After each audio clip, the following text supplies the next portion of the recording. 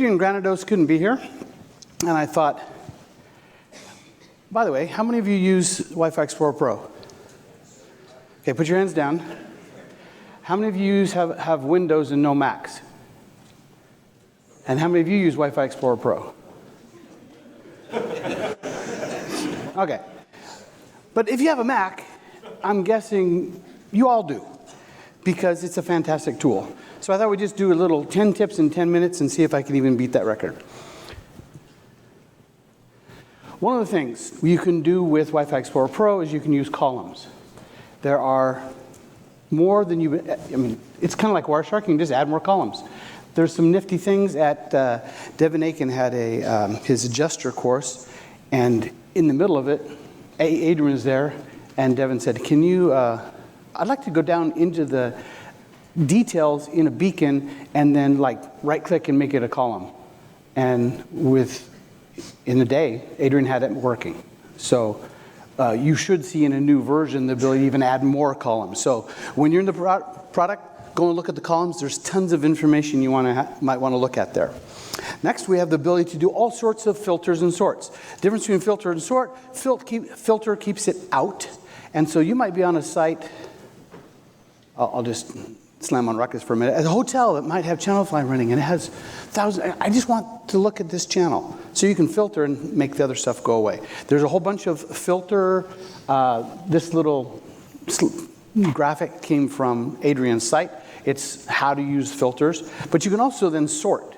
And you can then sort to see that, and it's really hard. You just double click on the column header, and you can sort by that column.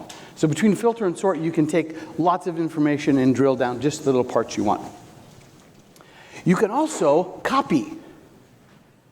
You can copy anything. And now this is context sensitive, so depending on where you are, when you click on this, if you're on an AP, you get a certain set of things. If you're on a group, it has a different thing.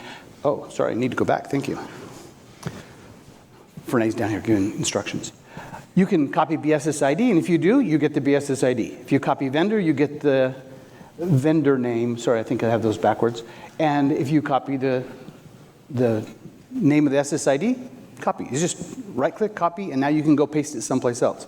But if you do the bigger ones, the all fields or fields with names, you get the full set of data that's underneath there. It's very simple. You just click, copy, then you can go over into a document and paste it right out. Very easy to pull off. You can also export and save in a whole bunch of different things. So how much data that's in there, it will export out to a CSV, and you can do anything you want with it. So the data that was collected by that is available to use in different formats as well. You can also use iOS. So have you ever wanted to say, I have my iPhone, and I'd like to find out how it heard what was going on. So you go into the iPhone. There's a little iPhone app over there. See if my little thing works here. Come on. He's not happy today. There. Got a hold. Come on.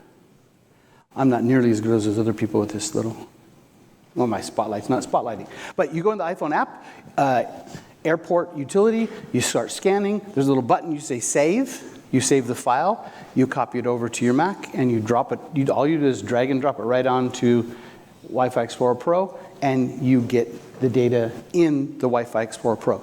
The pretty pictures, all the sorting, the filtering, all those things. So though the airport utility collects the data, it doesn't have a really pretty interface, but you can use Wi-Fi Explorer Pro to pull that off. You can also, of course, use the WLAN Pi. Two ways. If you take the WLAN Pi and you plug it in directly via USB port, it shows up, and it's the one down there that just says external adapter WLAN Pi. That's all, it just shows up. Plug it in, shows up, you click on it, and now you're using the WLAN Pi. Kind of, I have my Mac with a 3x3 chipset, AC, and I'm using a 2x2 in the WLAN Pi. So the local one is just, yes, it works. But the cool part is I can also set it up as a remote, and as long as I have its IP address, I can load it in Wi-Fi Explorer Pro and remotely have that same experience. Fantastic experience to use the tool that you're used to the interface and see something from far away. If you have a Metageek, either a 2.4 or a DBX, you plug it in, and Adrian's software automatically grabs it and plots the spectrum analysis on the screen, as well as the data that's coming from the Wi-Fi chip. Both happen at the same time. This is a way, way cool one. We all collect PCAPS for all sorts of things, and we can go into Wireshark or OmniPeak or any utility to figure it out. And sometimes, if you're like in Peter's class and you have thousands, or the one that Fernay had that had like 300,721 frame, you just grab that PCAP, drop it on Wi-Fi Explorer Pro, and it processes all the data and gives you an answer. Now, the answer it's giving you, it only is looking at the beacons, just like Wi-Fi Explorer Pro does when you collecting data locally. But it's that same easy-to-use interface. You can even go hit advanced details and get down and see all the information. A very fast way to take what could be a difficult thing and come up with an easier answer. It does decode beacons. All of the beacons. I'm just going to let you look at this one for a minute. What kind of frame was this? Look closely. This is a PCAP taking of a OFDM-A frame. I just grabbed it and dropped it on here. I can take a PCAP and see things that even if Wi-Fi Explorer Pro can't, with the Wi-Fi NIC, do AX, I can decode AX because Adrian's protocol and analyzer does exactly what we need. So it's a very fast way just to do the things you're looking for. Now, there are at least 3 ways: active, passive, and directed. Active is when you're sending out a probe request, a probe response, and you also listen to beacons. He added a way to do a passive, which says, I'm only going to listen to beacons, no probes. Now, the reason he had to add this is because some vendors sometimes, though they shouldn't, sometimes their probe response doesn't match their beacon.